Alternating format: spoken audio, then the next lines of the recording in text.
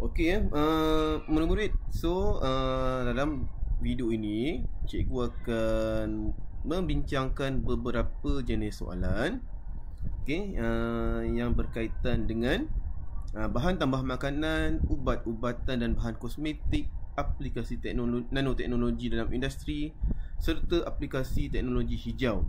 Okey. So kita tengok dahulu 5.3 bahan tambah makanan, soalan yang pertama. Okey, dia tanya apa So dalam soalan ini ditanya jadual 41 menunjukkan maklumat mengenai 3 bahan tambah makanan. Okey, jadi bila murid baca soalan, make sure kita tahu soalan ini di bawah bab yang mana satu. So di sini dinyatakan 3 bahan tambah makanan berlainan P, Q dan R. Okey, kita tengok P tu apa? P tu dia kata ditambah kepada minuman ringan berkalori rendah supaya ia menjadi manis dan untuk kegunaan pesakit dan diabetes. So kalau kita belajar ada beberapa bahan tambah makanan yang perlu murid hafal. Okey, yang ini apa dia ni? Apa yang bahan tambah makanan yang boleh menggantikan gula? Kejap lagi kita tengok apa jawapan dia. Q pula lah ditambahkan kepada daging segar supaya tahan lama. Macam pengawet pun ada. Yang ni pula R ditambah kepada jeruk cili untuk menyediakan keadaan yang berasid dan melambatkan atau merencatkan pertumbuhan mikroorganisma. Okey. Yang ini pun yang ini pun macam pengawet pun ada ya. Okey. So kita tengok jawapan soalan. Cadangkan nama bagi bahan tambah makanan P, Q dan R. Jadi kalau kita tengok P ni tadi dia kata boleh menggantikan rasa manis. Kan? Okey, jadi apakah dia? Okey, jadi dia adalah aspartam, sorbitol ataupun stevia. Okey. Seterusnya Q ditambah kepada daging segar supaya tahan lama. Okey, jadi Q ialah natrium nitrit ataupun natrium nitrat. Okey, so ini adalah sejenis pengawet. Okey. Pengawet. Okey, boleh tak cikgu kalau saya nak jawab pengawet? Yang ini perisa tak boleh. Sebab dia kata cadangkan nama. Jadi kena baca betul-betul, dia suruh cadangkan nama. Jadi kena bagi nama bahan tersebut apa dia. Sebab itu cikgu kata kena hafal beberapa contoh. Okey. Seterusnya R sama juga, cikgu rasa dia adalah pengawet tapi dia ditambah kepada jeruk cili. Okey, jadi dia adalah cuka ataupun vinegar dalam bahasa Inggeris. So ini adalah pengawet. Okey, so ini adalah contoh soalan lah. Jadi murid kenalah hafal beberapa contoh. Okey. Okey, seterusnya soalan 2. Nyatakan kebaikan, keburukan dan kesimpulan anda terhadap kegunaan bahan tambah makanan. Okey, yang ni di bawah tajuk apa? Apakah kebaikan dan keburukan lah mewajarkan kegunaan bahan tambah makanan. Okey. So kita tengok di sini ada berapa markah. Kalau kita lihat di sini ada 3 markah, bermaksud ada 3 jawapan. Okey, ada 3 jawapan. Okey, jadi markah yang pertama kebaikan, markah yang kedua keburukan, markah yang ketiga kesimpulan. Alright. So jawapan yang pertama, kelebihan dahulu, iaitu bahan tambah makanan akan memanjangkan hayat makanan. Okey. Ataupun supaya makanan kelihatan cantik. Kemudian kita tengok pula keburukan. Okey, keburukan. Bahan tambah makanan menyebabkan kanser, keracunan makanan ataupun alergi ataupun alahan. Okey. Seterusnya apakah kesimpulan? Okey, kesimpulan kita masih boleh menggunakan bahan tambah makanan dalam kuantiti yang betul. Dia mesti dalam kuantiti yang betul. Ataupun bahan tambah makanan tidak boleh dimakan selalu. Okey. So seterusnya kita pergi pada 5.4. Okey, itu ubat-ubatan dan bahan kosmetik. Jadi soalan 1. Okey, kita baca dahulu. Diagram gambar rajah 3.1 menunjukkan lidah buaya. Okey. Ingat ini tajuk ubat-ubatan dan bahan kosmetik. Lidah buaya boleh digunakan sebagai ubat tradisional. Okey. Dan kita kena fahamlah lidah buaya ni dekat untuk luaran ya, untuk luaran. Okey. Kemudian lidah buaya ni apa? Dalam lidah buaya ni kalau kita kerat, dalam dia ada cecair. Cecair ni kita sapu pada kulit. Okay, sapu pada kulit. Dia sesuai untuk apa? Kalau kulit tadi melecur. Kalau kulit melecur, sesuai. Okay. So, apakah fungsi lidah buaya sebagai ubat tradisional? What is the function of aloe vera as a traditional medicine? So, merawat penyakit kulit ataupun melegakan luka pada kulit. So, seterusnya, bagaimanakah lidah buaya digunakan? Dia tanya bagaimana. Untuk tujuan dinyatakan dalam A1. How aloe vera is used for the purpose stated in A1. Okey, jadi bagaimana ianya digunakan? Hancur dan sapu pada kulit. Okey, kena hancur dan sapukan pada kulit. Seterusnya, nyatakan satu kebaikan ubat tradisional berbanding dengan ubat moden. State one advantage traditional medicine compared to modern medicine. Okay. So, kurang kesan sampingan. Kenapa kurang kesan sampingan? Sebab dia tiada bahan kimia. Dia tidak diproses secara kimia. Okay. Seterusnya, masih lagi di bawah tajuk ubat-ubatan. Okay. So, yang ini okay, dia nyatakan fungsi tapi dia suruh kita teka apakah jenis ubat. Okay, ini nak ubat moden Ini ubat-ubatan moden. Tadi ubat-ubatan tradisional, ini ubat-ubatan moden. Yang pertama dia kata melegakan sakit. Okay, ini biasanya Panadol. So kena ingat. Okay.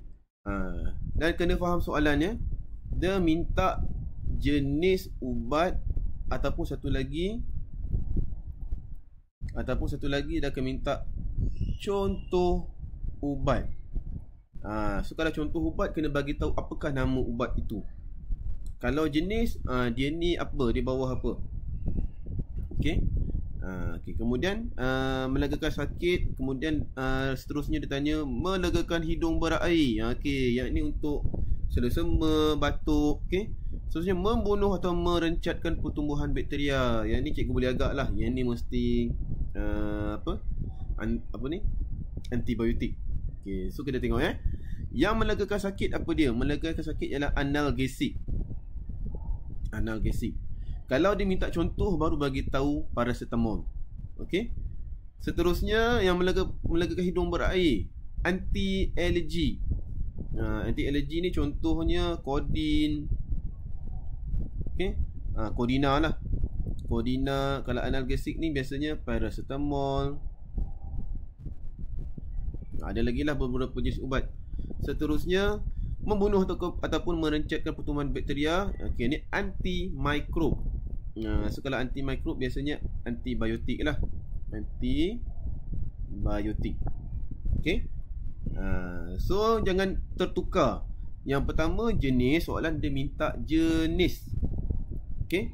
Kalau soalan tanya contoh, yang ini baru contoh. Okey, yang belah kiri ni jenis. Jangan tertukar. Okey, next. Okay. Apakah kesan sampingan ubat X? Okey, so analgesik jika diberikan kepada kanak-kanak berumur kurang daripada 2 tahun. Okey. So analgesik ni macam mana? Analgesik ni dia sebenarnya bersifat asid. Okey. Dia bersifat asid dan dia tidak boleh dihadamkan oleh kanak-kanak yang bawah 2 tahun. So untuk bayi tak sesuai. Okay. So what is the side effect of medicine as if used by a child of less than 2 years old?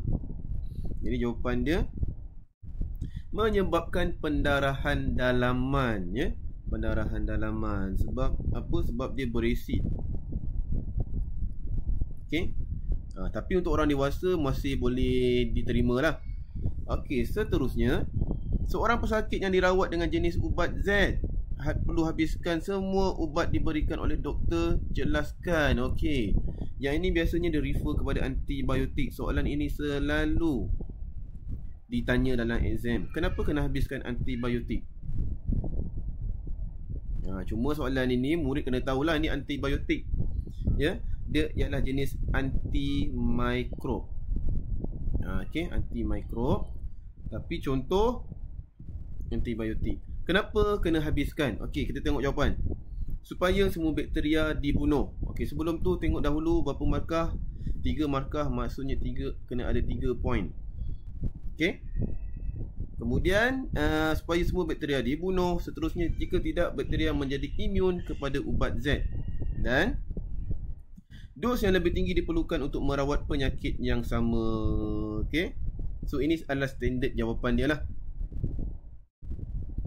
Okey. So di bawah tajuk ini ada satu lagi, di bawah tajuk kosmetik. Okey. So kosmetik. Okey, so kosmetik digunakan untuk mencantikkan penampilan seseorang. Okey, jadi gambar rajah menunjukkan kencur dan sebagainya. Okey, biasanya kosmetik ni dia akan tanya maksud tau. Okey, biasanya lah. So kena ingatlah kosmetik ni dia digunakan untuk luaran, untuk menambahkan kecantikan, penampilan, semua Tengok balik maksud dia. Okay, so dia tanya apakah jenis kosmetik yang kosmetik bagi kencur. Okay, so jenis kosmetik ni ada 3 lah. Okay, ada 3 sebenarnya. So what is the type of cosmetic of lipstick? Jadi dia di bawah tajuk kosmetik rias ataupun makeup kosmetik. Ada murid tanya, cikgu kosmetik rias tu apa? Dia adalah makeup kosmetik lah. Yeah? Okay. So yang seterusnya, berdasarkan senarai ramuan di gambar rajah 4.2, nyatakan 2 jenis bahan asas kosmetik yang telah digunakan. Okey. Dia tanya 2 jenis. So highlightkan 2 jenis. So nyatakan 2 jenis bahan asas kosmetik yang telah digunakan. Okey, tengok dekat atas apa yang dibagi. Minyak zaitun, lilin lebah, titanium. So jawapannya ialah pelembap, pewarna ataupun pemekat. Ya. Okey, ingredient. Okey, basic. Okey, yang ni di bawah tajuk apa Yang ni di bawah tajuk kandungan. Ya, ni di bawah tajuk kandungan. Di bawah tajuk kandungan kosmetik. Okey, kandungan kosmetik. Okey, seterusnya, kencur dapat dihasilkan di rumah. Nyatakan satu kebaikan kosmetik buatan sendiri. Okey, kosmetik buatan sendiri. Apakah kebaikan dia kosmetik buatan sendiri? Okey, dia ada kosmetik buatan sendiri dan juga kosmetik industri. Sekarang dia tanya kosmetik buatan sendiri. So jawapannya mudah dihasilkan, ataupun selamat, ataupun tiada bahan kimia berbahaya. Okey, cikgu proceed lagi. Seterusnya di bawah tajuk 5.5, aplikasi nanoteknologi dalam industri. Okey. Kita baca soalan. Okey, ni nanoteknologi So nanoteknologi ni adalah dia merujuk kepada saiz zarah yang bersaiz nano. Saiz zarah yang sangat halus digunakan dalam teknologi. Dan dalam silibus kita sebenarnya kita fokus kepada grafin. Okay, so gambar rajah yang ditunjuk tu sebenarnya adalah gambar rajah grafin lah. Okay, so banyaklah produk-produk yang diperbuat daripada grafin. Apa ciri-ciri grafin? Grafin ni dia keras. Dia boleh mengalirkan arus elektrik. Okay. Apa lagi? Dan beberapa lagi lah.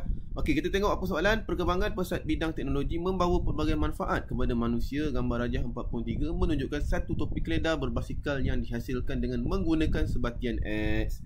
So what is the meaning of nanotechnology? Okey, jadi dia tanya maksud. Kita tengok apa maksud dia.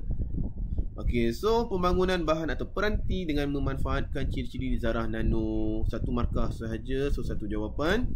Seterusnya, based on diagram 4.3, okay, based on diagram 4.3, name the compound X. Ataupun berdasarkan gambar rajah 4.3, namakan sebatian X.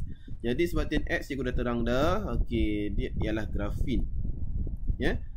So seterusnya, nyatakan satu sifat spesifik bagi sebatian X yang membolehkan digunakan dalam pembuatan topi keledar berbasikal.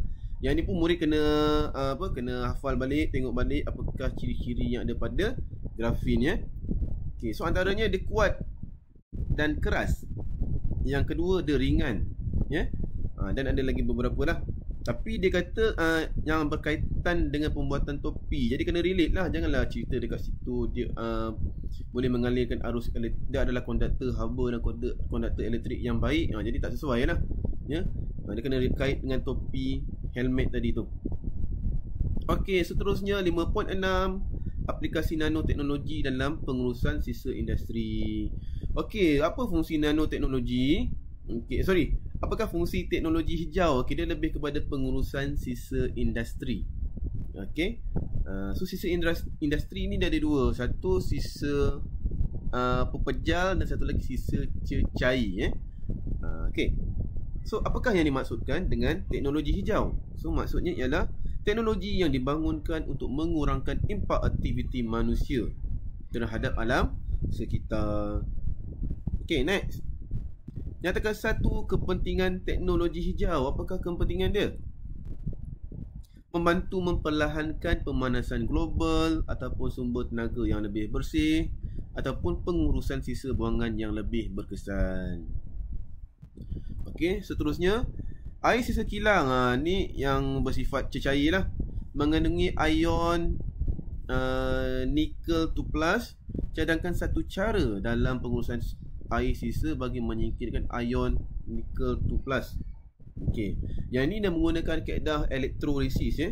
Elektrolisis. Okey, so kalau dalam kaedah elektrolisis, ini gambar rajah secara ringkas lah. Kan? Ni dia ada elektrod. Dalam industri tak adalah macam ni Yang ni contoh saja cikgu tunjuk. Let's say lah yang ini sisa buangan dalam bentuk cecair. So dalam ni ada kotoran. Okey. Kotoran ni nanti dah akan bergumpal. Okey, dia bergumpal, dia akan attracted dekat elektrod lah. So elektrod ni diperbuat daripada karbon ataupun kuprum lah selalunya So dah akan bergumpal lah dekat sini. Jadi kita ada dua jenis sisa buangan. Okey. Satu yang bentuk pepejal, satu lagi yang berbentuk cecair. Okey. Okey, jadi dia kata cadangkan satu cara. So caranya ialah melalui elektrolisis ataupun biopenapisan. Seterusnya, nyatakan satu faktor yang menyebabkan penambahan dalam sisa. Okey, so penambahan populasi, penukaran dalam cara hidup, perkembangan infrastruktur ataupun perkembangan ekonomi. Seterusnya, jelaskan bagaimana teknologi hijau dalam industri. Jelaskan bagaimana, okey, dapat mengurangkan kesan rumah hijau. So ada dua markah, maka ada 2 points. Okey. So yang pertama, okey, dengan mewujudkan kenderaan tenaga solar. Okey, untuk selesaikan masalah jawapan soalan macam ni murid kena tahulah apakah masalah yang teknologi hijau ini selesaikan. So pertama, kenderaan tenaga solar. Kenapa kenderaan tenaga solar? Sebab kenderaan ni dia boleh menghasilkan pencemaran udara. Pencemaran udara kan. Okey, kemudian apa lagi?